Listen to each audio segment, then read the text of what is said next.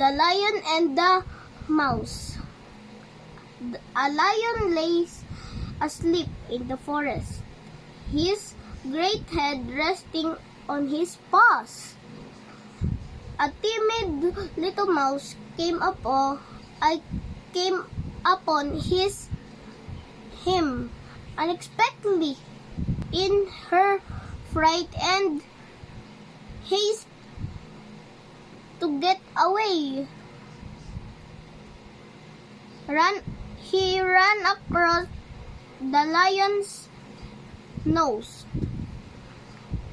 Roused from his nap, the lion laid his huge paw angrily on his tiny creature to kill her. "Spare me!" begged the poor mouse. "Let me go, and someday I will surely repay you."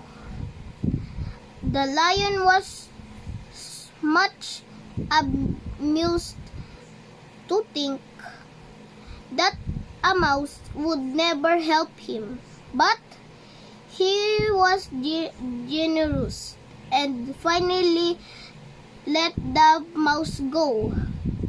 Some days later, while stalking his prey in the forest, the lion was caught in the toils of a hunter's net.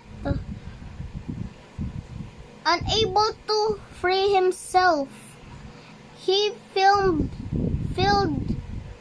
the forest with his angry roar.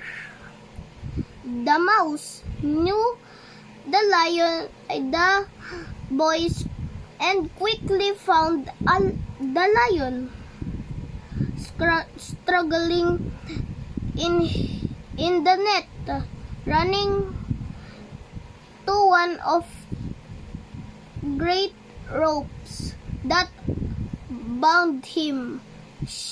She gnawed it until it parted, and soon the lion was free. You laughed when I said I would repay you, mouse. Now you see that